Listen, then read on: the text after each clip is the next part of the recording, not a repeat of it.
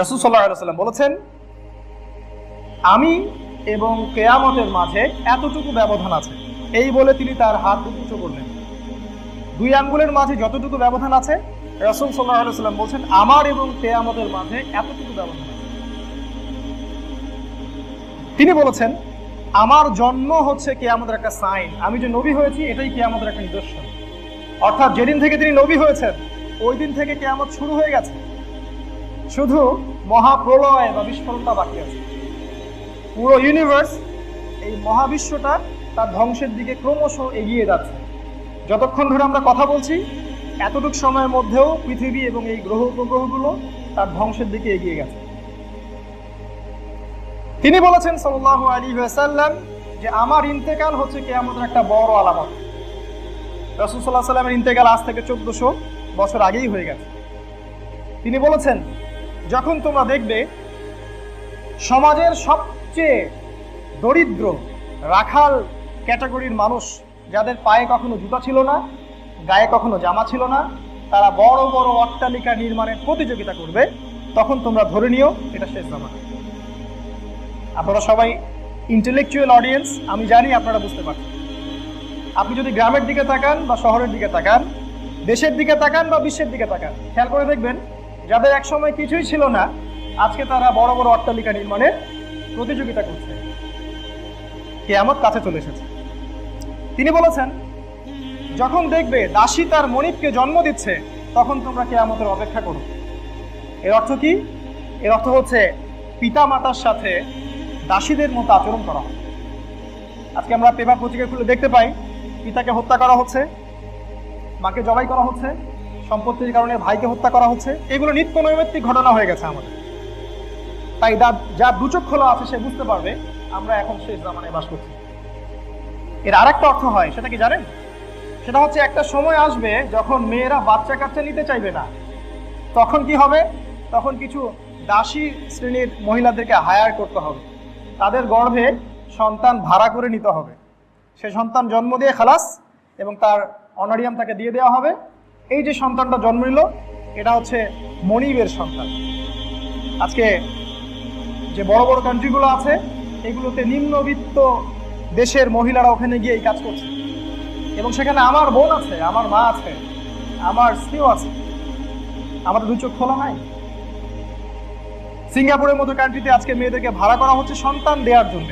আর এই কথাটা রাসূল সাল্লাল্লাহু আলাইহি ওয়াসাল্লাম 1400 বছর আগে বলে গেলেন। একটা সময় আসবে যখন দাসী তার মনিবকে জন্ম দিবে। সুবহানাল্লাহ! কিভাবে বললেন তিনি বলেছেন, যখন দেখবে মুসলিমদের জন্য দুনিয়া উন্মুক্ত করা হচ্ছে, তাদের সম্পদ বাড়তে থাকবে, যাকাত নেওয়ার মানুষ খুঁজে পাওয়া যাবে না, তখন কিয়ামতের জন্য অপেক্ষা করবে। যখন তোমরা দেখবে সমাজে মেয়েদের সংখ্যা বাড়ছে এবং ছেলেদের সংখ্যা কমছে, তখন কিয়ামতের অপেক্ষা করবে। আপনি যদি এখন দুচোখ খুলে দেখেন, আপনি দেখবেন সমাজে পুরুষদের সংখ্যা দিন দিন কমছে, নারীদের সংখ্যা দিন দিন বাড়ছে। এর কারণ অনেক আছে, আজকে অত ডিটেলস বলার সময় নেই। একটা কারণ আমি বলছি। একটা কারণ হচ্ছে স্মার্টফোন, ইন্টারনেট, এই টেকনোলজিগুলো আপনার ক্রোমোজোম ধ্বংস করে দিচ্ছে। খেয়াল করে দেখবেন ল্যাপটপটা কোথায় থাকে, কোথায় নিয়ে আপনি বসেন, এইগুলো রেডিয়েশন আপনার ক্রোমোজোম, ডিএনএ গুলো নষ্ট করে দিচ্ছে। এই জন্য যত দিন যাবে তত বেশি মেয়ে সন্তান জন্ম নেবে, পুত্র সন্তান জন্ম দেওয়ার ক্ষমতাটা ছেলেদের নষ্ট হয়ে যাবে। এভাবে মেয়েদের সংখ্যা বাড়তে থাকবে, পুরুষের সংখ্যা কমতে থাকবে। আরো অনেক কারণ আছে, এটা একটা কারণ। রাসূল সাল্লাল্লাহু আলাইহি ওয়াসাল্লাম বলেছেন, যখন দেখবে মেয়েরা ছেলেদের পোশাক পরছে আর ছেলেরা মেয়েদের পোশাক পরছে, তখন বুঝে নেবে এটা শেষ জামানা। আজকে যদি আপনি মেয়েদের দিকে তাকান, বাহ্যিক গেট আপ দেখবেন, তারা কোট পরছে, তারা টাই পরে ব্যাংকে বসে আছে, তারা প্যান্ট পরছে। আর আমরা এটাকে বলছি প্রোগ্রেস, প্রগতি, এগিয়ে যাওয়া। অপ্রতিরোধ্য গতিতে নারীরা এগিয়ে যাচ্ছে, তাই না? আজকে আমরা এগুলো বলছি। রাসূলুল্লাহ সাল্লাল্লাহু আলাইহি ওয়াসাল্লাম বলেছেন, যেসব মহিলা পুরুষের পোশাক পরে আর যেসব পুরুষ মহিলার পোশাক পরে, এদের উপরে আল্লাহ এবং তার রাসূলের লানত, অভিশাপ বর্ষিত হবে। তিনি বলেছেন, শেষ জামানায় মেয়েরা পুরুষের পোশাক পরবে আর পুরুষেরা নারীর পোশাক পরবে। পোশাকের আরেকটা অর্থ আছে, সেটা কি জানেন? সেটা হচ্ছে শুধু বাহ্যিক পোশাক নয়। পোশাক মানে হচ্ছে সোশ্যাল ফাংশনাল রোল। মানে সমাজের যে জায়গায় পুরুষদের থাকার কথা ছিল সেখানে মহিলারা চলে আসবে, আর যে জায়গায় মহিলাদের থাকার কথা ছিল সেখানে পুরুষরা চলে যাবে। আপনি আজকে দেখবেন যে কোনো প্রতিষ্ঠান, ব্যাংক, এনজিও, রাষ্ট্র, সমাজ, এভরি সিঙ্গেল সেক্টর মহিলারা নেতৃত্ব দিচ্ছে, পুরুষেরা তার পিছে ইয়েস স্যার করছে। আমি যদি ভুল বলি আমাকে কারেকশন করে দিবেন। আর ঠিক বিপরীত চিত্র দেখবেন ছেলেদের ক্ষেত্রে, তারা মেয়েদের রোল প্লে করছে ঘরে। এই হলো ফাংশনাল রোলের পরিবর্তন, যেটা শেষ জামানায় হবে। এর ফলে কি হবে? এর ফলে পরিবারগুলো ভেঙে যাবে। কারণ পার্ট টাইম মাদার কখনো সুস্থ সন্তান জন্ম দিতে পারে না, আর সেই সন্তান কখনো নেককার সালেহীন সন্তান হয়ে বেড়ে উঠতে পারে। যে সন্তান মায়ের স্নেহ নিয়ে বড় হয়নি, ডে কেয়ার সেন্টারে বড় হয়েছে, ওই সন্তান যখন বড় হবে সে এই পিতামাতাকে ওল্ড এজ, ওই যে বৃদ্ধাশ্রম আছে সেখানে পাঠিয়ে দিবে। আকিফা অন কিরাম, ইকুয়াল প্রতিশোধ। যেই ছেলে আর মেয়েকে আজকে ডে কেয়ার সেন্টারে রাখা হচ্ছে এই প্রগতির নামে, চাকরি বাকরির নামে, ওই ছেলেগুলো যখন বড় হবে তখন এই পিতামাতাকে বৃদ্ধাশ্রমে পাঠিয়ে দিবে। এই হলো একটা শেষ জামানার বড় সাইন। আর ছেলেদের দিকে তাকান, দেখবেন ছেলেরা নাকের ফুল, কানের দুল পড়ছে, নাকের ফুল পড়ছে, হাতে বালা পড়ছে, চুল বড় বড় রাখছে, তাই না? মেয়েদের মতো পোশাক পরছে। সবচেয়ে বড় কথা হচ্ছে তারা মেয়েদের মতো চিন্তাও করছে। আজকে ছেলেদের মস্তিষ্ক মেয়েদের কাছে চলে গেছে, মেয়েদের মস্তিষ্ক ছেলেদের কাছে চলে গেছে। চিন্তা ভাবনার মধ্যে একটা মেয়েলি স্বভাব ছেলেদের, পুরুষত্বটা নাই। গলার ভয়েসটা পর্যন্ত মেয়েলি হয়ে গেছে। খেয়াল করে দেখবেন, এটা রাসূল সাল্লাল্লাহু আলাইহি ওয়াসাল্লাম 1400 বছর আগে বলে গেছেন যে পুরুষের জায়গায় মেয়েরা চলে আসবে, মেয়েদের জায়গায় পুরুষেরা চলে আসবে। তিনি আরো বলেছেন, এই কথাটা খুব ভালো করে শোনেন। আমি জানি না এখানে মা বোনরা আছেন কিনা। রাসূল সাল্লাল্লাহু আলাইহি ওয়াসাল্লাম বলেছেন, শেষ জামানায় 2 শ্রেণীর মানুষ বের হবে যাদেরকে আমি কখনো দেখিনি, আমি এখনো দেখিনি। মানে রাসূল সাল্লাল্লাহু আলাইহি ওয়াসাল্লামের সময় তারা ছিলেন না, শেষ জামানায় তারা আসবেন। তারা কারা? এক শ্রেণীর মানুষ হচ্ছে যাদের হাতে থাকবে লাঠি। তারা সব সময় নির্মমভাবে মানুষকে পিটাবে, নির্মমতার চূড়ান্ত পর্যায়ে চলে যাবে, মানুষকে মারতে মারতে। আজকে দেখছেন না কি হচ্ছে? ভেঙে বলার তো প্রয়োজন নাই, আজকে আবরারদের সংখ্যা তো দিন দিন বাড়ছে, তাই না? আর আরেক শ্রেণীর মানুষ হচ্ছে যাদেরকে আমি দেখিনি, তারা হচ্ছে এমন সব নারী যারা পোশাক পরেও নগ্ন থাকে। তারা নিজেরাও পুরুষদেরকে আকৃষ্ট করবে আর তারা নিজেরাও পুরুষদের দিকে আকৃষ্ট হবে। এই 2 শ্রেণীর মানুষকে আমি এখনো দেখিনি, আমার পরে তারা আসবে। তাদের ফলাফল কি হবে? তারা জান্নাতে তো যাবেই না, জান্নাতের গন্ধ পাবে না। আমরা মা বোনদেরকে অনুরোধ করব, নিজের পোশাকের ব্যাপারে সচেতন হবে। এমন পোশাক পরে বাসা থেকে বের হবেন না যেটা পরে আপনি নগ্ন থাকছেন। এর অর্থটা কি? অর্থটা হচ্ছে এমন পোশাক পরা যে পোশাকটা এত আঁটো যে শরীরের অঙ্গ বোঝা যায়, এত পাতলা শরীর দেখা যায়, বা পূর্ণ হিজাব ঢাকা নাই। মেয়েদের যতটুকু খোলার তার বাইরে সবকিছুই লজ্জাস্থান। মেয়েদের হাঁটুও লজ্জাস্থান, মেয়েদের কোমরও লজ্জাস্থান। শুধু লজ্জাস্থান বলতে সেই অঙ্গটা নয়, এটা রাসূল সাল্লাল্লাহু আলাইহি ওয়াসাল্লাম আগেই বলেছেন যে এমন শ্রেণীর মহিলা বের হবে শেষ জামানায় যারা পোশাক পরেও নগ্ন থাকবে। তারা জান্নাতে যাবে না, জান্নাতের গন্ধ পাবে। জেনারেল পোশাক, আজকে সংস্কৃতির নামে যে পোশাক আপনাদেরকে পরানো হচ্ছে সেগুলোর কথা বাদই দিলাম। বোরখার মধ্যেও এমন অশ্লীলতা চলে আসছে যেগুলো পড়ার চেয়ে না পড়াই ভালো বলে আমার মনে হয়। আপনি নিজের ভালো চিন্তা করবেন, আমি আমার মতামত দিলাম মাত্র। পোশাক এমন হবে যেটা ঢিলে ঢালা, আঁটাসাঁটা হবে না, এমন পাতলা হবে না যেটা বাইরে থেকে ভিতরের অঙ্গ দেখা যায়, এমন পোশাক হবে না যেটা মুশরিকদের সাথে সাদৃশ্যপূর্ণ, এমন পোশাক হবে না যেটা অত্যন্ত চাকচিক্যময়, যেটা দেখলে আকর্ষণ সৃষ্টি হয়। কারণ মেয়েরা আল্লাহর সবচেয়ে সুন্দর ক্রিয়েশন, ওদেরকে দেখলে ছেলেদের আকর্ষণ সৃষ্টি হবে। অতএব নিজের সম্মান রক্ষার চেষ্টা নিজেরা করবে। আল্লাহ পাক আমাদের মা বোনদের হিদায়াত দান করুন, আল্লাহুম্মা আমিন। তাদেরকে হাজেরা আলাইহিস সালামের মতো আল্লাহর কথা কবুল করে নিন। রাসূলুল্লাহ সাল্লাল্লাহু আলাইহি ওয়াসাল্লাম বলেছেন, আখিরুজ জামান বা শেষ জামানার অন্যতম সাইন হচ্ছে, নিদর্শন হচ্ছে, সমাজের সর্বস্তরে সুদের সয়লাভ চলবে। সুদ কি? আমার মনে হয় না এটা আপনাদেরকে বোঝানোর প্রয়োজন আছে। আমাকে 10 টাকা দিলেন, বিনিময়ে 20 টাকা যাচ্ছেন, এটাই সুদ।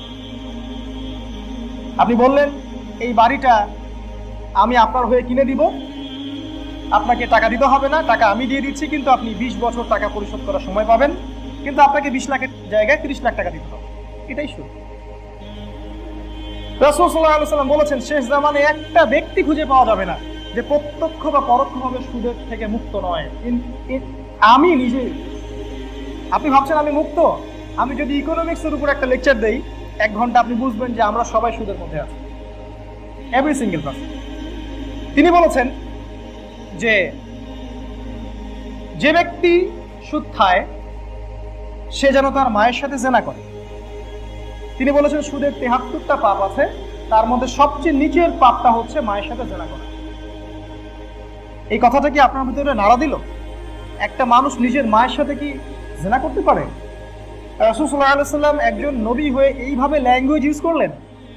তিনি এই কথাটা ব্যবহারও করতে চাইতেন না। জানেন, একদিন একটা সাহাবী ব্যভিচার করে তার কাছে এসেছিলেন। তিনি বলছিলেন, ইয়া রাসূলুল্লাহ, আমাকে পবিত্র করে দিন। রাসূল সাল্লাল্লাহু আলাইহি ওয়াসাল্লাম বারবার মুখ ফিরিয়ে নিচ্ছেন। এক পর্যায়ে তিনি বলেন, আচ্ছা আমাকে বলো, তুমি কি পাগল? সাহাবী বলেন, না আমি পাগল নেই ইয়া রাসূলুল্লাহ, আমি একটা অন্যায় করেছি, আমাকে পরিশুদ্ধ করুন। তিনি বললেন, তুমি কি এমন কোনো কাজ করেছো? সুরমা দানি থেকে সুরমা বের করার সময় আমরা যেভাবে নলটাকে ঢুকিয়ে আবার বের করি এবং চোখে লাগাই, তুমি কি এমন কোনো কাজ করেছো? খেয়াল করে দেখেন তিনি কত ল্যাঙ্গুয়েজ সচেতন।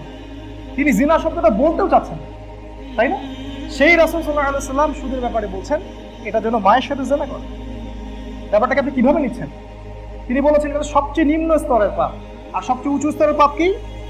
সূরা বাকারা খুলে দেখেন, শেষের দিকে আছে, আল্লাহ রাব্বুল আলামিন বলছেন, ইয়া আইয়ুহাল্লাযীনা আমানু, হে মুমিনগণ, ইত্তাকুল্লাহ, আল্লাহকে ভয় করো, ওয়া যারু মা বাকিয়া মিনার রিবা, সুদের অবশিষ্ট অংশগুলো ছেড়ে দাও, ইন কুনতুম মুমিনিন, যদি তোমরা সত্যিকার অর্থে মুমিন হয়ে থাকো। ওয়া ইল্লাম তাফআলু, যদি তোমরা এটা না করো, ফাআযানু বিহারবিন মিনাল্লাহি ওয়া রাসূলিহি, তাহলে আল্লাহ এবং তার রাসূলের সাথে যুদ্ধের ঘোষণা শুনে নাও। এখন যদি আপনি সুদ খেয়ে আল্লাহ এবং তার রাসূলের সাথে যুদ্ধ করতে কমফোর্টেবল ফিল করেন, আমার কিছু বলার নেই। আপনি যদি মনে করেন I am comfortable with it, কোনো সমস্যা নাই, কেউ আপনাকে ফোর্স করছে না। আর যদি আপনি মনে করেন না, আমি কোশ্চিন কালেও মায়ের সাথে জেনা করব না, আমি আল্লাহ এবং তার রাসূলের সাথে যুদ্ধ করব না, তাহলে আপনি আজকে থেকে সমস্ত সুদী কারবার ত্যাগ করবেন। এটা সমাজের এক শ্রেণীর মানুষকে ধনী করে, আর এক শ্রেণীর মানুষকে দাসত্বের শৃঙ্খলে আবদ্ধ করে। আজকে সারা বিশ্বে মুসলিমরা যে দাস, এর একটা কারণ রিবা। আরও একটা কারণ আছে, সেটা ব্যাখ্যা করার সময় নেই আছে, সেটা হচ্ছে পেপার মানি, কাগজের টাকা। কোরআনের মধ্যে টাকার কথা আছে। ইসলামিক কারেন্সি হচ্ছে গোল্ড কয়েন, সোনার মুদ্রা যেটাকে বলা হয় দিনার, এবং সিলভার কয়েন, রূপার মুদ্রা যেটাকে বলা হয় দিরহাম। রাসূলুল্লাহ সাল্লাল্লাহু আলাইহি ওয়াসাল্লাম এই কয়েন ইউজ করে বেচাকেনা করেছেন। আর আজকে আমাদের হাতে ধরিয়ে দেওয়া হয়েছে একটা কাগজের টুকরা, যার কোনো ইন্ট্রিনসিক ভ্যালু নাই। এই কাগজের মধ্যে এর ভ্যালু নাই, এর ভ্যালু অন্য কোথাও আছে। এই কাগজের টুকরার মাধ্যমে এই পুরো মুসলিম কান্ট্রিদেরকে আজকে দাসে পরিণত করা হচ্ছে। যে 1 লাখ টাকা দিয়ে আপনি আগে 1 শতক জমি কিনতে পারতেন, সেই 1 লাখ টাকা দিয়ে আজকে থেকে 5 বছর পরে 1 শতক জমি কিনতে পারবেন। আজকে ইকোনমিক্স আমার আলোচনার টপিক না, তাহলে বলতাম সুদ এবং কাগজের টাকা, এই দুটো দিয়ে আমাদেরকে দাসে পরিণত করা হচ্ছে। শেষ জামার একটা বড় সাইন, মেজর সাইন। তিনি আরো বলেছেন সুদের সাথে সম্পৃক্ত 4 শ্রেণীর ব্যক্তির উপর আল্লাহ এবং তার রাসূলের অভিশাপ। এটা ভালো করে শুনেন। 1 শ্রেণীর ব্যক্তি হচ্ছে যারা সুদ সরাসরি খায়, দ্বিতীয় শ্রেণী হচ্ছে যারা সুদ খায় না কিন্তু সুদ দেয়, তৃতীয় শ্রেণীর ব্যক্তি হচ্ছে যারা সুদ খায়ও না দেয়ও না, শুধুমাত্র সাক্ষী থাকে, আর চতুর্থ শ্রেণী হচ্ছে যারা সুদ খায় না, দেয় না, সাক্ষীও থাকে না, কিন্তু লিখে রাখে, কাতিব। পুরো ব্যাংকিং সিস্টেম এর মধ্যে আছে। আপনি যদি এগুলোতে কমফোর্টেবল ফিল করেন, আমার কিছু বলার নাই। যদি আপনার ভিতরে ঈমান থাকে, আল্লাহ এবং তার রাসূল এবং কোরআনের প্রতি রেসপেক্ট থাকে, আপনি এটাকে ত্যাগ করবেন। This is up to your, আপনার উপরে। তিনি বলেছেন শেষ জামার অন্যতম সাইন হচ্ছে সমাজে আলেমদের সংখ্যা কমতে থাকবে, মানুষ জাহেলদেরকে আলেম হিসেবে গ্রহণ করবে, তারা মানুষকে ভুল পথে পরিচালিত করবে এবং নিজেরাও পথভ্রষ্ট হবে। তিনি আরো বলেছেন শেষ জামানায় ইলম উঠে যাবে, সত্যিকারের জ্ঞান, কোরআন এবং সুন্নাহর জ্ঞান উঠে যাবে, জাহেলিয়াতের জ্ঞানে সমাজ ভরে যাবে। আর আমরা সেটাকে বলবো অবশ্যই প্রগতি, এগিয়ে যাচ্ছে সবকিছু। যে বিদ্যা অর্জন করে মানুষ আল্লাহকে চিনতে পারে না, তার রাসূলকে চিনতে পারে না, তার এই উন্নত মাথাটাকে আল্লাহর সামনে অবনত করতে পারে না, সেটা দাজ্জালের এডুকেশন। এই এডুকেশন সিস্টেম ক্রিয়েটেড বাই দাজ্জাল। জ্ঞান সেটাই যেটা মানুষকে আল্লাহর দিকে নিয়ে আসে, তার রাসূলের দিকে নিয়ে আসে। ইসলাম এবং কোরআনের দিকে নিয়ে আসবে। এখন আমরা এই 20-30 বছর পড়াশোনা করে কি অ্যাচিভ করছি এটা আপনি নিজেই চিন্তা করেন। 30 বছর পড়াশোনা করেছেন, আমরা স্কুল থেকে অনার্স মাস্টার্স করতে 24 বছর পড়াশোনা করছি। 24টা কোরআনের আয়াত আমি শিখিনি। ভেরি স্যাড টু সে, কিন্তু এটা সত্য। 24টা হাদিস তারা আমাকে শিখায়নি, 24টা সাহাবীর নাম তারা আমাকে শিখায়নি, 24 জন নবীর নাম তারা আমাকে শিখায়নি, তারা আমাকে 24টা আয়াত নিয়ে গবেষণা করতে শিখায়নি। তাহলে আমি কিসের পিছনে ছুটলাম? এটাই হচ্ছে গরজুদ দুনিয়া, দুনিয়ার পেছনে ছোটা, যেটা রাসূল সাল্লাল্লাহু আলাইহি ওয়াসাল্লাম বলেছেন শেষ জামানায় মুসলিমরা গরুর রশি ধরে থাকবে, মানে দুনিয়া নিয়ে ব্যস্ত থাকবে। তারা আল্লাহর পথে দাওয়াত, আল্লাহর পথে জিহাদ ছেড়ে দিবে, হক কথা বলাও ছেড়ে দিবে। তারা মানুষকে ভয় করবে, আল্লাহকে ভয় পাবে। তিনি আরো বলেছেন আখিরুজ জামানের সাইন হচ্ছে যে মানুষ সত্যবাদীকে মিথ্যাবাদী বলবে, মিথ্যাবাদীকে সত্যবাদী বলবে। সমাজের সবচেয়ে নিকৃষ্ট মানুষ হবে নেতৃত্বের আসনে, আর সবচেয়ে উচ্চ শ্রেণী যারা মানুষ, সত্যিকার যারা স্কলার, তারা হবে সমাজে নিগৃহীত, নিপীড়িত। আজকেও যদি আপনি এমন ইসলাম ফলো করেন যে ইসলামটা সত্যিকার অর্থে কোরআন এবং সুন্নায় আছে, তাহলে আপনার দিকে নজরদারি বাড়ানো হবে, আপনার সেলফোন ট্যাপ করা হবে, আপনার উপর আরো বেশি গোয়েন্দা সংস্থা সক্রিয় থাকবে। কিন্তু আপনি যদি এমন ইসলাম ফলো করেন যে ইসলাম ফলো করলে আমেরিকার কোনো সমস্যা নাই, ইসরায়েলের কোনো সমস্যা নাই, নেটোর কোনো সমস্যা নাই, তাহলে ইউ আর কমফোর্টেবল, আপনার কোনো সমস্যা। এই হলো শেষ জামানা। যা দু চোখ খোলা সে বুঝবেন, আর এক চোখ দিয়ে দেখা ব্যক্তি এই কথা বুঝতে পারবেন। রাসূল সাল্লাল্লাহু আলাইহি ওয়াসাল্লাম বলেছেন শেষ জামানায় মুমিনের জন্য সমাজে টিকে থাকা কষ্টকর হবে, এতটা কষ্টকর হবে যতটা হাতের মধ্যে কয়লা ধারণ করা, আগুনের জ্বলন্ত কয়লা ধারণ করা যত কষ্টকর, ঈমান নিয়ে চলা তত কষ্টকর হয়ে যাবে। নিজেকে প্রশ্ন করেন, আমরা কি এমন ইসলাম ফলো করছি যেটা হাতের মধ্যে আগুন ধরে রাখার মতো? বরং আমরা তো এমন ইসলাম ফলো করছি যেটা কসমেটিক্স ইসলাম, প্রোটেস্ট্যান্ট ইসলাম, যেখানে ডানেও ঠিক বামেও ঠিক, আমিও মাঝখানে ঠিক, তাই না? এই হলো আমাদের অবস্থা। রাসূলুল্লাহ সাল্লাল্লাহু আলাইহি ওয়াসাল্লাম আরো বলেছেন শেষ জামানায় সময় সংক্ষিপ্ত হয়ে আসবে, টাইম খুব তাড়াতাড়ি চলে যাবে, এক জুমা থেকে আরেক জুমা খুব দ্রুত চলে আসবে। তিনি বলছেন 1 বছর চলে যাবে একটা মাসের মতো, একটা মাস চলে যাবে একটা সপ্তাহের মতো, একটা সপ্তাহ চলে যাবে একটা দিনের মতো, আর একটা দিন চলে যাবে একটা ঘন্টার মতো। কিভাবে টাইম শর্ট হয়ে যাবে? যত বেশি ভূমিকম্প হবে তত বেশি টাইম শর্ট হয়ে যাবে। আর আমরা এই যে চাঁদের ক্যালেন্ডার বাদ দিয়ে পশ্চিমা ক্যালেন্ডার গ্রহণ করেছি, সময়কে আমরা কমিয়ে নিয়ে আসছি। আরো কিভাবে সময় শর্ট হবে? এই যে আজকে দিনকে রাত করা হয়েছে, রাতকে দিন করা হয়েছে। ছেলেরা ঘুমাতে যায় রাত 3টায়, ওঠে 10টা, 11টা, 12টায়, ওদের জন্য দিন হচ্ছে 6 ঘন্টা। আর আজকে থেকে আমাদের বাপদাদারা যারা ছিলেন তারা সেই ভোর 4টায় উঠতেন এবং রাতের বেলা তাড়াতাড়ি ঘুমাতেন। তাদের কাছে দিনটা অনেক লম্বা ছিল, তারা অনেক কাজ করতে পারতেন, তাই না? এভাবে আমরা দিনকে শর্ট করে নিয়ে আসছি, সময় সংক্ষিপ্ত করে আমরাই নিয়ে আসছি। আর এটাকে বলছি আমরা প্রগতি। তিনি বলছেন শেষ জামানায় বেশি বেশি মহামারী দেখা দিবে, ভূমিকম্প হবে এবং ঝড় ও জলোচ্ছ্বাস হবে। আর আমরা তো এগুলোকে ভয় পাই না, কারণ আমরা এগুলোকে ডিফেন্ড করার ক্ষমতা রাখি, তাই না? আমরা তো এগুলোকে ডিফেন্ড করার ক্ষমতা রাখি। আমরা টার্মিনোলজি ব্যবহার করছি প্রাকৃতিক দুর্যোগ। প্রাকৃতিক দুর্যোগ, প্রকৃতিটাকে, এটা কি আল্লাহ বাদ দিয়ে অন্য কোনো সত্তা যে রাগ হয়ে গেলে দুর্যোগ হয়? না, আল্লাহর হুকুমেই দুর্যোগ হয়, আল্লাহর হুকুমেই ভালো হয়। সূক্ষ্মভাবে প্রত্যেকটা জায়গায় শিরক ঢুকিয়ে দেওয়া হয়েছে। আমরা শিরকের মধ্যে হাবুডুবু খাচ্ছি, বুঝতে পারছি না। কোরআনে আছে সোনার কয়েন এবং রূপার কয়েন ইউজ করার কথা। ওয়ার্ল্ড ব্যাংক এবং IMF সোনার কয়েন, রূপার কয়েন ব্যান করে দিয়েছে, ব্যবহার করতে পারবে না। তারা আল্লাহর হালালকে হারাম করে দিয়েছে। আর আল্লাহর হালালকে যে হারাম করে শিরক। কোরআনে অসংখ্য বিধান আছে যেগুলো ইসলামের বিধান, যেমন চোরের হাত কাটতে হবে, জেনাকারীকে শাস্তি দিতে হবে, ডাকাতি করলে শাস্তি আছে, খুন করলে আপনার কিসাস আছে। এগুলো আমাদের সমাজ থেকে উঠে গেছে। আল্লাহর হালালকে যে হারাম করে এটা শিরক, আল্লাহর হারামকে যে হালাল করে এটাও শিরক। এগুলো আপনি তখনই বুঝতে পারবেন যখন আপনি কবরে থাকবেন, তার আগ পর্যন্ত বুঝতে পারবেন। রাসূল সাল্লাল্লাহু আলাইহি ওয়াসাল্লাম আরো বলেছেন শেষ জামানায় বেশি বেশি হত্যাকাণ্ড হবে। একজন ব্যক্তি যে হত্যা করছে সে জানবে না আমি কেন তাকে হত্যা করলাম, আর যে ব্যক্তি নিহত হবে সেও বুঝবে না কেন আমাকে মারল। সুবহানাল্লাহি ওয়া বিহামদিহি। আজকে বিশ্বের যে কোনো জায়গায় তাকিয়ে দেখেন, প্রত্যেকটা দেশেই দেখবেন মুসলিমদের রক্ত ঝরছে। আপনি যদি চোখ খোলা রাখেন দেখতে পারবেন প্রত্যেকটা জায়গায় যারাই প্রপারলি ইসলাম ফলো করার চেষ্টা করবে এদেরকে ডমিনেটেড করা। যদি আপনি আল্লাহ এবং তার রাসূলের উপর থাকতে চান, আপনার উপরে সামরিক নির্যাতন চলে আসবে, ইকোনমিক স্যাংশন চলে আসবে, অর্থনৈতিক অবরোধ চলে আসবে, আপনি পারবেন না। শেষ জামানায় মুমিনের জন্য সমাজে টিকে থাকা খুবই কষ্টকর হবে। রাসূল সাল্লাল্লাহু আলাইহি ওয়াসাল্লাম বলছেন, অবস্থা এমন হবে যে একজন মুমিনকে ওই পাহাড়ের পাদদেশে হিজরত করতে হবে, কিছু বকরি নিয়ে, কিছু রাখাল, কিছু বকরি মেষের পাল নিয়ে, যেখানে বৃষ্টি হয়, সে ঈমান নিয়ে ওখানে হেফাজত করবে, দূরে চলে যাবে। সমাজে টিকে থাকা সম্ভব হবে না। যারা টিকে থাকতে চাবে তাদেরকে সার্বিকভাবে তারা আক্রমণ করবে, টিকতে পারবে না। তিনি আরো বলেছেন, শেষ জামানায় মহামারী দেখা দিবে। যেটা বলছিলাম একটু আগে, 1/3 মানুষ, পুরো মানব জাতির 1/3 মানুষ মহামারীতে মারা যাবে। আমাদের সামনে এগুলো অপেক্ষা করছে।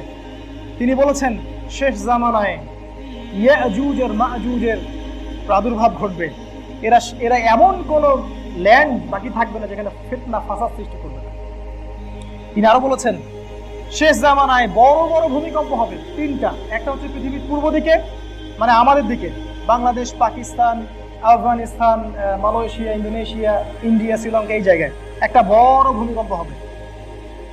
কেউ ঠেকাতে পারবে না, ঠেকানোর ক্ষমতা কারণ নাই, কারণ রাসূল সাল্লাল্লাহু আলাইহি ওয়াসাল্লামের পবিত্র জবান দিয়ে তিনি বলে গেছেন এটা হবেই। এমন ভূমিকম্পটা হবে যেখানে মাটি একদম তলে ধসে যাবে। আরেকটা হবে পৃথিবীর পশ্চিম দিকে, আমেরিকা, ব্রিটেন, ফ্রান্স, ইতালি, ওই সাইডে, ওখানেও মাটি ধসে যাবে। হয়তোবা অতি সত্বর আমেরিকা নামে কোনো দেশ থাকবে না, এটাও হতে পারে। এবং আরেকটা ভূমিকম্প হবে পৃথিবীর মাঝখানে, অর্থাৎ এই আরব, জাজিরাতুল আরবের মধ্যে। এই ভূমিকম্প প্রমাণ করে দিবে আসলে ইমামুল মাহদী কে। আমি এভাবে সাইন বলতে থাকলে ঘন্টার পর ঘন্টা হয়তো চলে যাবে, আমাদের সময় খুব শর্ট। আমি আপনাদের কাছে আর অল্প সময় নিচ্ছি। আমি মেজর কিছু সাইন বলে শেষ করছি। সেটা হলো, আপনারা যদি বাসায় গিয়ে কোরআন এবং সুন্নাহ স্টাডি করেন, কিতাবুল ফিতান, কিয়ামতের আলামত, এই অধ্যায়গুলো স্টাডি করেন, আপনারা বুঝতে পারবেন যে আমরা আসলে আখিরুজ জামানে আছি। তিনি বলেছেন, এই শেষ জামানায় কিছু মেজর ঘটনা আগামীতে ঘটতে যাচ্ছে। সেগুলো কি সেটা আমি বলছি। তিনি বলেছেন, আখিরুজ জামানে পৃথিবী 2টা ভাগ হয়ে যাবে। এক ভাগ মুসলিমদের, আরেক ভাগ হচ্ছে অমুসলিমদের। তিনি আরো বলেছেন, মুসলিমদের মাঝে ঐক্য থাকবে না। এই পয়েন্টটা খুব ভালো করে খেয়াল করেন, মুসলিমদের মাঝে ঐক্য থাকবে না, তারা বিভিন্ন দলে উপদলে বিভক্ত হয়ে যাবে। পৃথিবী 2টা ভাগ হয়ে যাবে, একটা ভাগ কুফফারদের, আরেকটা ভাগ মুসলিমদের। তিনি বলেছেন, যখন পৃথিবী এভাবে ভাগ হয়ে যাবে তখন কুফফারদের দ্বারা মুসলিমরা নির্যাতিত হবে। তারা তোমাদেরকে এমন ভাবে আক্রমণ করবে যেমন করে অনেকগুলা ক্ষুধার্ত মানুষ একটা দস্তরখানার মধ্যে গোগ্রসে খাবার খেতে থাকে। হাউমাউ করে মানুষ যখন খাবার খায়, ঠিক এরকম করে তারা তোমাদের রক্তপাত ঘটাবে মুসলিমদের। সাহাবীরা প্রশ্ন করছেন, ইয়া রাসূলুল্লাহ, তখন কি আমরা সংখ্যায় কম হব? তিনি বলছেন, না, তোমরা সংখ্যায় কম হবে না, বরং তোমরা হবে আবর্জনার মতো। তিনি আবর্জনা শব্দটা ইউজ করেছেন, আমাকে ক্ষমা করবেন, এই কথাটা আমি বলিনি। তিনি বলেছেন, আপনার নবী বলেছেন, আমরা হব আবর্জনার মতো। তোমরা গরুর রশি ধরে ব্যস্ত থাকবে এবং আল্লাহর পথের কষ্ট, শ্রম, জিহাদ, দাওয়াত ছেড়ে দিবে। এজন্য তোমাদের এই অবস্থা হবে। কিন্তু এই অবস্থা দীর্ঘস্থায়ী হবে না, এটাই সুখবর। এই অবস্থা দীর্ঘস্থায়ী হবে না। যখন জুলুমের জয় জয়কার থাকবে, ঠিক তখনই আরবে নেতৃত্ব নিয়ে একটা কোন্দল সৃষ্টি হবে। এটা ভালো করে বোঝার চেষ্টা, এই অংশটাকে ভালো করে বোঝার চেষ্টা করেন। আরবে নেতৃত্বের একটা কোন্দল হবে, নেতৃত্ব নিয়ে একটা ঝগড়া হবে আরবের মধ্যে। এটা হতে যাচ্ছে সামনে। রাসূল সাল্লাল্লাহু আলাইহি ওয়াসাল্লাম বলেছেন, যখন এই নেতৃত্বের ঝগড়া হবে, মানুষ সত্যিকারের নেতা খুঁজে পাবে না, আমির খুঁজে পাবে না। ঠিক তখনই মদিনা থেকে একজন মানুষ মক্কায় আসবেন। মদিনা থেকে একজন মানুষ মক্কায় আসবেন, তার নাম হবে আমার নামে, তার পিতার নাম হবে আমার পিতার নামে, তার মায়ের নাম হবে আমার মায়ের নাম। সে হবে আমার ফাতিমা রাদিয়াল্লাহু আনহার বংশের একজন মানুষ। তার নাম হবে মুহাম্মদ, তার বাবার নাম হবে আব্দুল্লাহ, তার মায়েরও নাম হবে আমিনা। তিনি মদিনা থেকে মক্কায় আসবেন। কি জন্য আসবেন? তিনি নেতৃত্ব চাবেন না, নেতৃত্ব অ্যাভয়েড করতে চাবেন, এই ভয়ে পালিয়ে আসবেন। কিন্তু মানুষ তাকে খুঁজে খুঁজে খুঁজে খুঁজে বের করে মক্কায় চলে আসবে এবং তার হাতে ইসলামী খেলাফার বায়াত নেওয়া হবে। এটা কোনো রাজতন্ত্রের বায়াত হবে না, ইসলামী খেলাফার বায়াত হবে। আর অফকোর্স তখন ইউনাইটেড নেশনস বলে কিছু থাকবে না, তখন এইসব ডলার এবং কাগজের টাকা বলে কিছু থাকবে না। তার হাতে বায়াত নেওয়া হবে এবং সারা মুসলিমরা পৃথিবীর বিভিন্ন স্থান থেকে তার সাথে ঐক্যমত পোষণ করবে। এবং রাসূল সাল্লাল্লাহু আলাইহি ওয়াসাল্লাম বলেছেন তাকে সিরিয়া থেকে একটা বাহিনী এসে আক্রমণ করতে চান, আর আল্লাহ রাব্বুল আলামিন সিরিয়ার ওই বাহিনীটাকে মক্কা এবং মদিনার মাঝখানে বাইদা নামে একটা জায়গা আছে, এই জায়গার মধ্যে ধসিয়ে দিবেন। আর এটাই হচ্ছে সবচেয়ে বড় আলামত, ওই ব্যক্তি হচ্ছে ইমামুল মাহদী। এটাই সবচেয়ে বড় আলামত যে ওই ব্যক্তি ইমামুল মাহদী। তিনি বলছেন ইমামুল মাহদী যখন ইমার্জ করবেন তখন মুসলিমরা তার সাথে যোগ দিবে এবং কুফফারদের সাথে তোমাদের একটা যুদ্ধ হবে। এই যুদ্ধে ৮০টা পতাকা, ৮০টা দেশ একত্রিত হয়ে মুসলিমদের বিরুদ্ধে যুদ্ধ করবে। আপনি কি চিন্তা করছেন, সামনে এগুলো হতে যাচ্ছে? ৮০টা ফ্ল্যাগের কথা তিনি বলেছেন রাসূল সাল্লাল্লাহু আলাইহি ওয়াসাল্লাম, তারা একত্রিত হয়ে তোমাদের এগেইনস্টে যুদ্ধ করবে। এই যুদ্ধে মুসলিমরা ৩টা ভাগ হয়ে যাবে। একটা ভাগ যুদ্ধের মাঠেই শহীদ হয়ে যাবে, আরেকটা ভাগ যুদ্ধের মাঠ থেকে পালিয়ে যাবে। আল্লাহ রাসূল বলছেন এদেরকে আল্লাহ কখনো মাফ করবে না। তিনি বলছেন বাকি যে পার্ট থাকবে ৩ ভাগের ১ ভাগ, এদের হাতে আল্লাহ রাব্বুল আলামিন ইসলামের বিজয় দান করবে এবং তারা ইমামুল মাহদীর সাথে এই বিশ্বে খেলাফত প্রতিষ্ঠিত করবে। অফকোর্স তখন আমাদের এইসব ডেমোক্রেসি, সেকুলারিজম বলে কিছু থাকবে না। এগুলোর দৌড় শেষের দিকে, কোনো কিছু যখন চরম উৎকর্ষতায় পৌঁছায় তখনই ধ্বংস হয়। এটাই বাস্তবতা। আর রাসূল সাল্লাল্লাহু আলাইহি ওয়াসাল্লাম যেহেতু এটা হাদিসে বলেছেন এটা হবে, এটা কেউ ঠেকাতে পারবে না। যত চেষ্টাই করো কোনো লাভ নাই।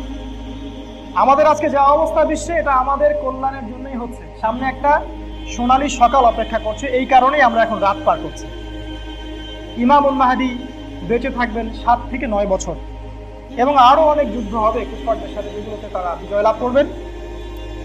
তবে ইমামুল মাহদীর হাতে কনস্ট্যান্টিনোপল অর্থাৎ তুরস্কের ইস্তাম্বুল নগরী বিজিত হবে। ইস্তাম্বুল নগরীতে মুসলিমরা যখন ঘাঁটি গাড়বে তখন শয়তান এসে মুসলিমদেরকে খবর দিবে যে দাজ্জাল আত্মপ্রকাশ করেছে, একজন ইহুদি যুবকের বেশে। আর অফকোর্স এই ইহুদিরা দাজ্জালকে ফলো করবে, কারণ ইহুদিরা অপেক্ষায় বসে আছে তাদের একজন মাসিহ আসবে। তারা দাজ্জালকে ওদের মাসিহ মনে করে, ত্রাণকর্তা। আসলে সে মাসিহ না, সে মাসিহুদ দাজ্জাল। এই দাজ্জাল মুসলিমদেরকে সিরিয়ার মধ্যে ঘিরে ফেলবে ইমামুল মাহদী সহ।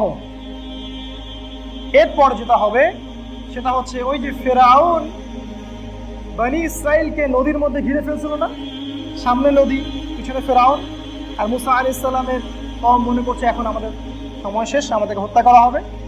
মুসলিমরা এরকম ভয় পেয়ে যাবে, বাহিরে দাজ্জাল এবং তার সাঙ্গপাঙ্গরা মুসলিমদেরকে ঘিরে ফেলবে এবং মসজিদের ভিতরে ইমামুল মাহদী এবং মুসলিমরা থাকবে। তখন মুসলিমরা হয়তো মনে করবেন যে এখন হয়তো আমাদেরকে তারা শেষ করে ফেলবে, অথবা দাজ্জাল মনে করবে মুসলিমদেরকে আমরা শেষ করে ফেলব। কিন্তু না, আল্লাহ রাব্বুল আলামিন ঠিক এই মুহূর্তে আসমান থেকে ঈসা ইবনে মারইয়ামকে পাঠাবেন। ঈসা আলাইহিস সালাম দুজন ফেরেশতার কাঁধে ভর দিয়ে ওই সিরিয়ার সাদা মসজিদের মিনারের উপরে নামবেন। এই মসজিদটা এখনো গিয়ে দেখবেন সাদা হয়ে গেছে অলরেডি। রাসূল যখন এই হাদিসটা বলেছিলেন তখন মসজিদ সাদা ছিল না, এখন এই মসজিদ সাদা। আপনি ইন্টারনেটে গিয়ে দেখেন, এই মিনারের উপরে ইমাম ঈসা ইবনে মারইয়াম নামবেন এবং ঈসা আলাইহিস সালামকে ইমামুল মাহদী চিনতে পারবেন। ইমামুল মাহদী প্রথম বলবেন এটা হচ্ছে মারিয়ামের পুত্র ঈসা, এবং তিনি তাকে ইমামতি করার জন্য আহ্বান করবেন। তখন হবে ফজরের ওয়াক্ত, ফজরের আযান দেওয়া হবে। কিন্তু ঈসা আলাইহিস সালাম ইমামতি করবেন না, তিনি বলবেন ইমামুল মাহদীকে আপনি ইমামতি করেন, কারণ এই উম্মতের জন্য ইমামতিকে ফরজ করা হয়েছে। আমি নবী হিসেবে আসিনি, আমি উম্মাহ হিসেবে এসেছি। ইমামুল মাহদী ইমামতি করবেন, নামাজ শেষ হবে, ঈসা আলাইহিস সালাম বলবেন দরজা খুলে দাও। ঈসা আলাইহিস সালামকে দেখা মাত্রই দাজ্জাল গলতে শুরু করবে লবণের মতো।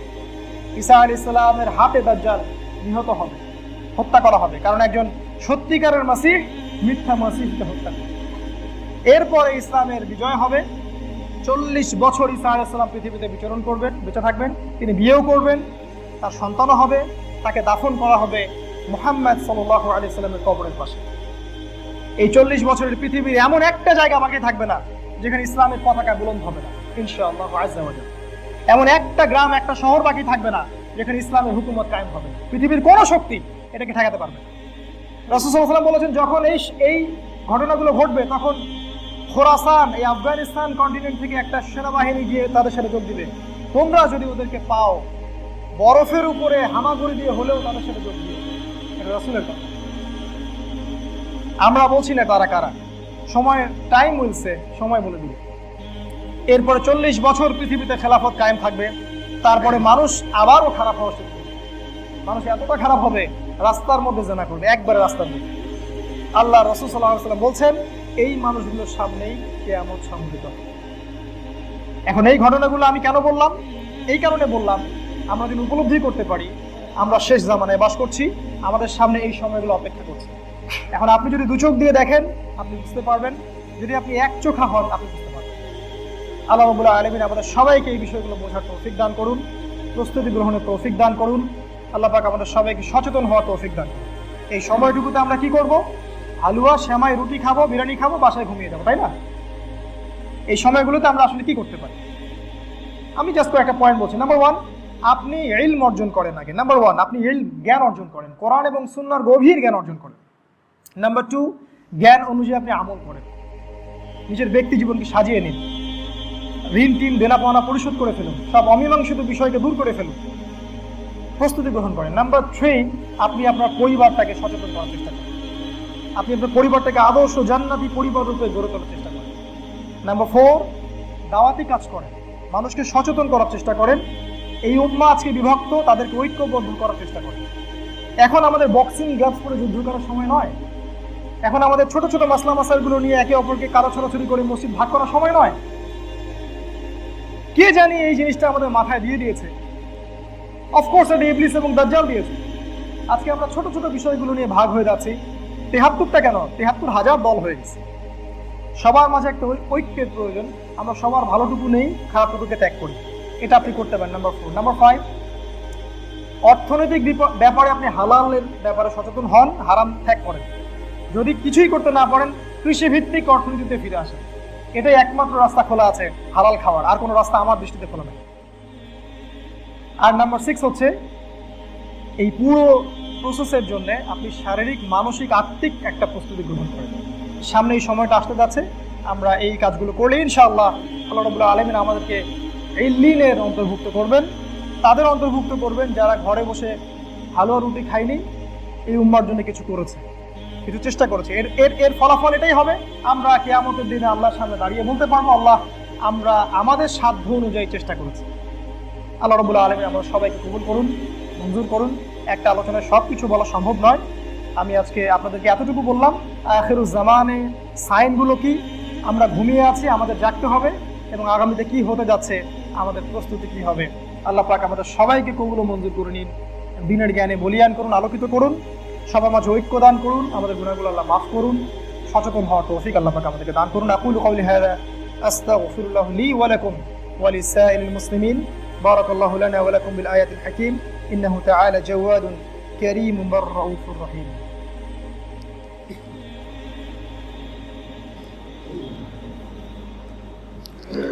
الحمد لله كفى وسلام على عباده الذين اصطفى. أعوذ بالله من الشيطان الرجيم. بسم الله الرحمن الرحيم. وقال تعالى: يا أيها الذين آمنوا صلوا عليه وسلموا تسليما. اللهم صل على محمد وعلى آل محمد كما صليت على إبراهيم وعلى آل إبراهيم إنك حميد مجيد. اللهم بارك على محمد وعلى آل محمد كما باركت على إبراهيم وعلى آل إبراهيم إنك حميد مجيد. সম্মানিত উপস্থিতি, আজকের খুতবার এই টপিকের উপরে যদি কারো কোনো কিছু জানার থাকে, কোনো প্রশ্ন থাকে, ইনশাআল্লাহ সুন্নাহ সালাতের পরে আমাকে করতে পারেন। আর একটা খুতবায় সব কিছু আলোচনা করা সম্ভব নয়, তাই আমি শুধু আজকে সামারি আলোচনা করলাম। ইনশাআল্লাহ ভবিষ্যতে আপনাদের সাথে আবারও দেখা হবে, এগুলো নিয়ে আরো অনেক কথা হবে ইনশাআল্লাহ আযজা ওয়া জাল। সে পর্যন্ত আল্লাহ পাক আপনাদের সবাইকে ভালো রাখুন, সুস্থ রাখুন।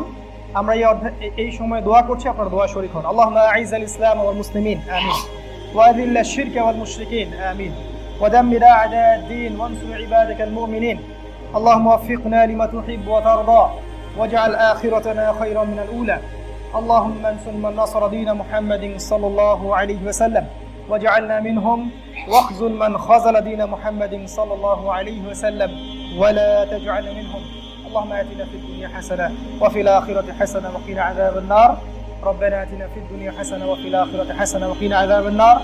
اللهم رب ارحمهما كما ربياني صغيرا. ربنا هب لنا من أزواجنا وذرياتنا قرة أعين واجعلنا للمتقين إماما. اللهم بارك لنا فيما أعطيتنا. اللهم أعنا على ذكرك وشكرك وحسن عبادتك. اللهم إنا نسألك الهدى والتقى والعفاف والغنى. اللهم ألف بين قلوبنا وأصلح ذات بيننا وارحمنا، ثبت أقدامنا وانصرنا على القوم الكافرين والفاسقين والمشركين والمنافقين والحاسدين. آمين يا أرحم الراحمين. قوموا للصلاة يرحمكم الله.